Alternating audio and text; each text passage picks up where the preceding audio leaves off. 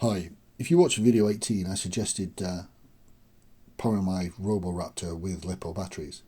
One of the issues I picked up on was that I couldn't actually power down the UBEC and the little voltage converter that I'd used in my prototyping.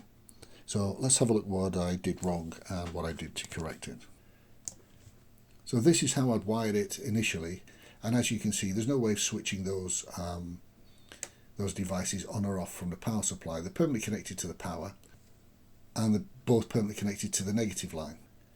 So this is how I wired my initial prototype, connected to negative. So there's no way to switch them off. So the easiest way to address that was to do this.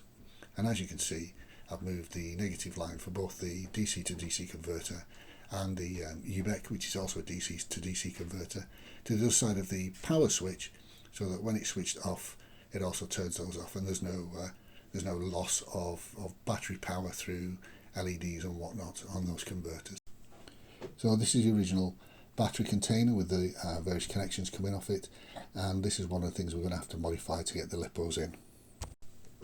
Fairly obviously you have to clear some of this stuff out, so pulled all the battery terminals and then clipped out all the internal partitions and whatnot, which is why you can see this bit of a mess. Use side cutting pliers and some wire trimmers, and it all came out easily enough.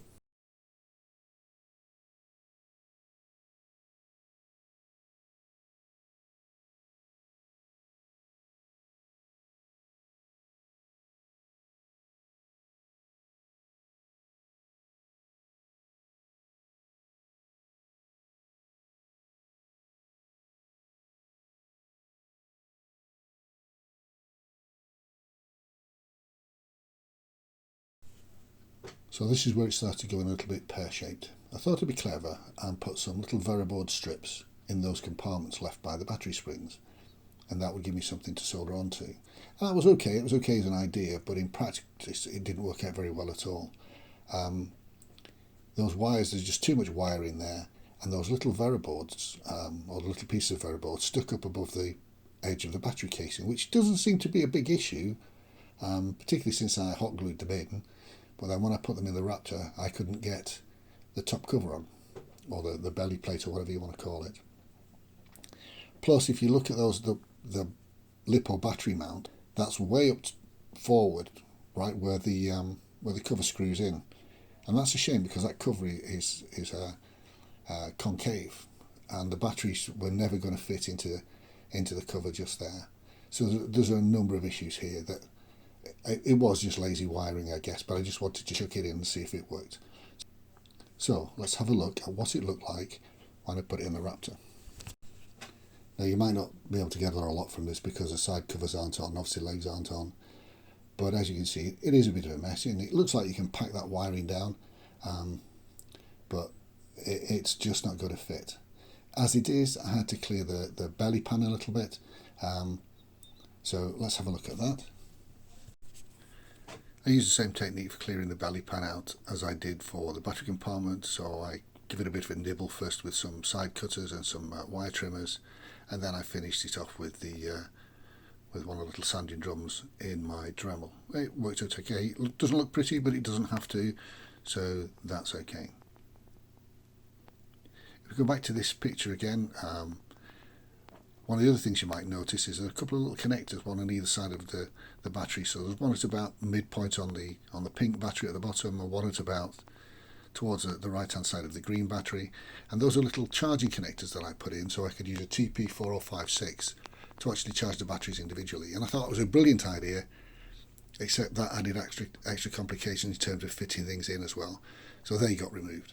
So let's have a look at my final solution, which was a lot simpler than this complete mess.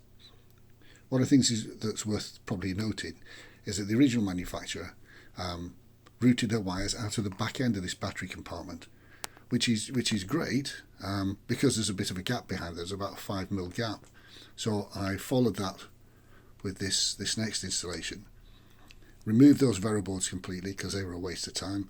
Instead, I just twisted all the wires together, soldered them and a bit of heat shrink, routed the wires out the back of the battery case so they were well clear of the of the front cover, and that made things work a lot smoother.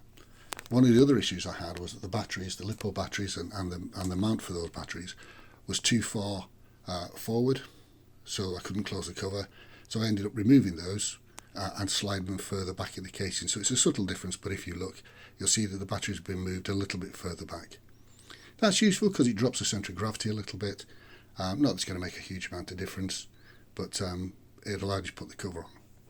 In terms of removing those ribs from that belly plate, I looked at it and I couldn't figure out why they were there. They're not a structural thing because there's no pressure on it. And then I realised that the ribs are the things that hold the batteries in place when you're using the AA batteries. So if you try and run your Roboraptor on AA batteries without its belly plate on, those batteries pop out at the first step. So they're not actually required. So removing them doesn't cause you any structural problems at all.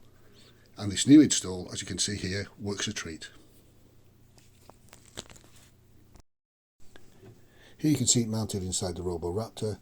You can see everything's neat, tidy. You can see on the left hand side of the picture that the Roboraptor casing isn't completely together, but it does screw together neatly, tidily as it did originally. And this setup with that belly plate hollowed out fits no problem at all. Of course, you still have to remove the batteries to charge them. That's probably a good thing, because charging a battery in situ in a toy is probably not a good idea. And it just means that if you've got spare batteries, you can swap the spare batteries out and kiddies can carry on playing. In terms of charging the batteries, what's the easiest way to do it if you don't have a LiPo charger? Buy one of those cheap power bank things from one of your cheap stores or shops.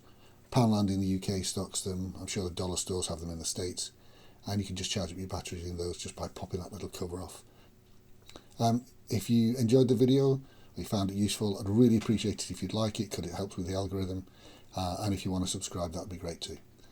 Thanks for watching. Cheers. Bye.